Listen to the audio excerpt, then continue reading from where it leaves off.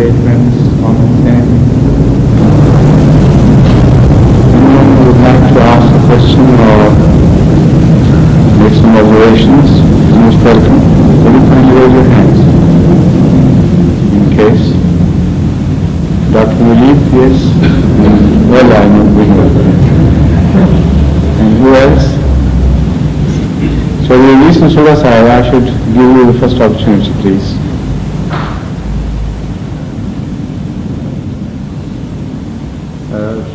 सवाल उर्दू में करूँ या अंग्रेजी में?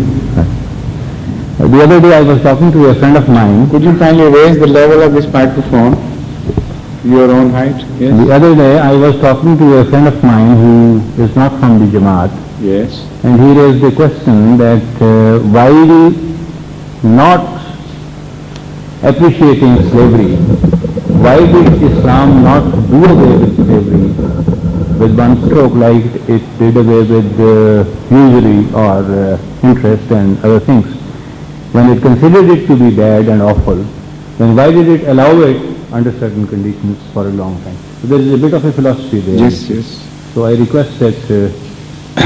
Did you not effectively deal with this question? See, I told him that according to the international law of wars, the other people who were invading the Muslim territories, they were taking slaves, and therefore as a countermeasure one had to almost do it. But I was myself, you see, not very sure of... Right. All right, please sit down. The fact is that there are a few reasons why it could not do away or did not want to do away with slavery at one stroke of the pen.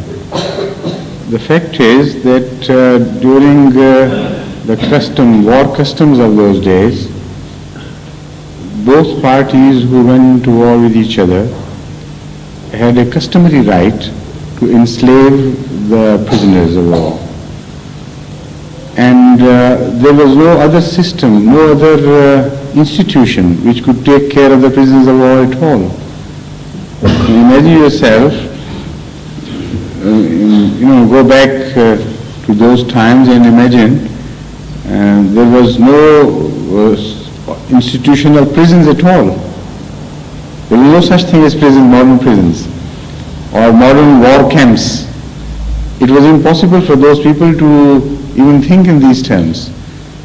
So the only way they could dispose of their prisoners was to distribute them to the various people. And when the other party, the party which is opposed to Islam, they, according to the customs, imprisoned the Muslim soldiers and enslaved them, and also behaved very cruelly both to men and women. The least Islam could do was, in retaliation, to imprison their soldiers and not to be cruel to them. That was the only option left for Islam.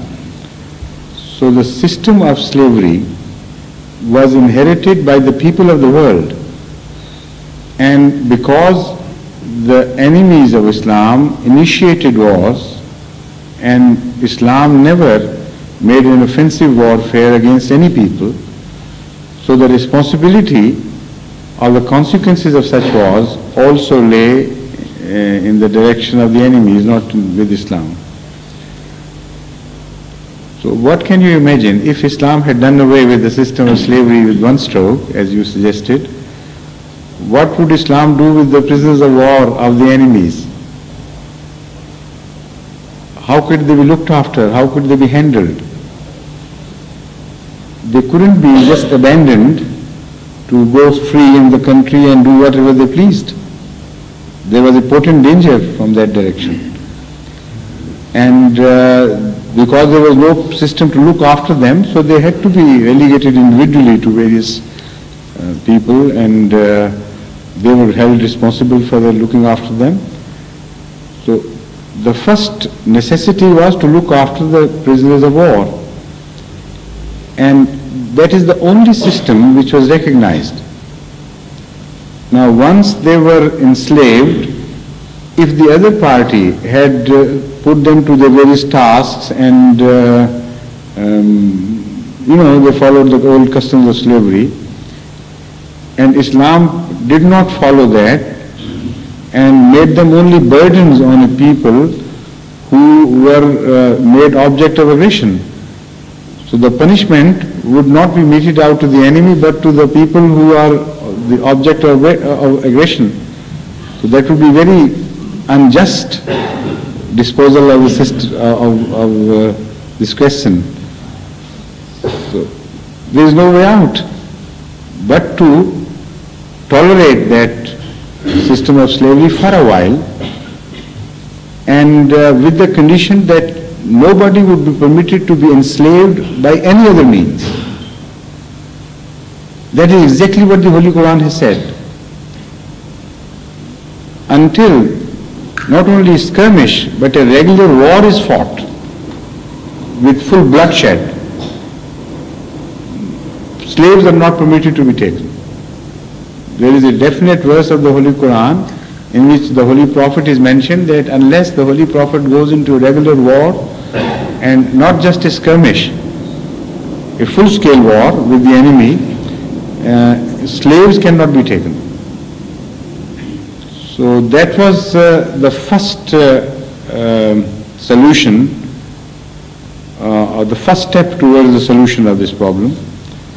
The second was that people had invested in this trade for a long time, and the economic system of the country was dependent on this for a very long time. Not only in Mecca and Medina, but in other places, parts of the world where Islam was spreading gradually.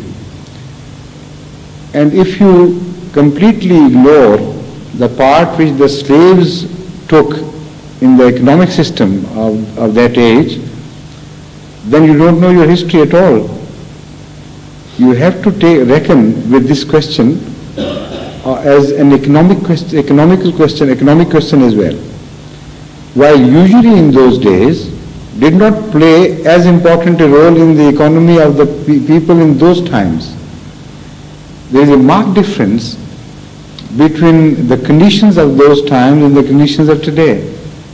Today, usury has become the most important problem, gravest problem with us, because most of the capitalistic world is entirely dependent on running of its economic wheel on the system of usury, or the bank interest system. In those days, that was just a private affair, and it was not used for the enhancements of trade at all. Almost it was non-existent at that time. All the usury we know of that time was to exploit the poverty of the people who stood in need. And that could be done away with one stroke. And that had to be done away with one stroke, because there was no necessity. Yet it created a lot of damage. It caused a lot of damage. So it is the wisest decision which Allah took. Of course Allah always takes the wisest decisions. But one can prove it to the people, non-Islamic world of today, that if they look at the question just as in an objective manner, without being involved as enemies of Islam, they can clearly see the differences between these two. The slavery at that time, as I have already mentioned, was a had become a regular ordinary way of life with the people, and was deeply involved with the economy of the country, not only one country but almost all the entire world. So what Islam did to do away with the slavery was to propose solutions which would remove the shock which was to be felt by the economy, or rather stagger it out and gradually do away with the slavery. But there were certain parts of the slavery which had to be done away immediately.